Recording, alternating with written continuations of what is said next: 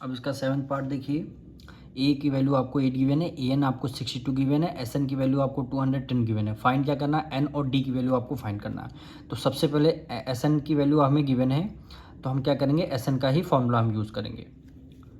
तो यहाँ पे लिख देंगे एस एन इक्वल हो जाएगा n/2 ब्रैकेट में। देखिए हमें ए वन भी गिवन है, ए एन भी गिवन है, तो हम एस एन का फर्स्ट टर्म यानी ए एन हो गया और लास्ट टर्म आपका ए एन हो जाएगा। ठीक है, ये इस वाले फॉर्मूले का यूज़ करेंगे, इसलिए करेंगे क्योंकि हमें फर्स्ट टर्म भी गिवन है, लास्ट टर्म भी गिवन है।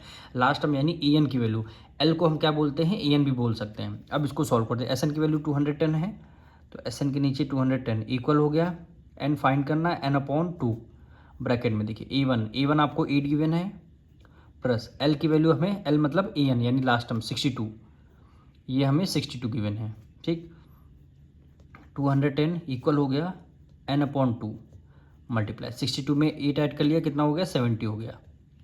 अब इसको सॉल्व करेंगे हम लोग, तो 2 1 ज़ा 2, 2 3 ज़ा 6, 1 कैरी ले लिया, 2 5 ज़ा 10 हो जाएगा, 35 हो गया। अब 210 डिवाइड 35, देखिए एन का रिलेशन, एन और 35 का रिलेशन मल्टीप्लाई में है, तो इक्वल के इस तरफ लेके के आएंगे तो ये आपका हो जाएगा डिवाइडेड। इधर क्या बचेगा, केवल एन की वैल्यू बचेगी आपको। ठीक, अब इसको देखिए, दोनों 7 के मल्टीपल हैं, 7 5 ज़ा 35 और 7 3 ज़ा 21, ये 0 है आपका, ये 0 हो जाएगा। अब 5 से करते हैं, 5 1 ज़ा 5, 5 6 ज़ा 30। ठीक, एन की वैल्यू कितनी हो जाएगी, 6 हो जाएगी। ये देखिए एन की वैल्यू हमारी 6 आ चुकी है।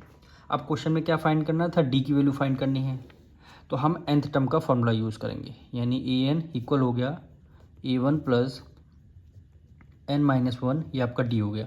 ए एन कितना है, ए एन देखिए 62 गिवन है, ए एन आपका 62 इक्वल ए वन कितना है, 8 है, प्लस एन की वैल्यू कितना है, 6 है, देखिए 6 - 1, और डी की वैल्यू आपको कितने गिवन है, डी हमें फाइंड करना है।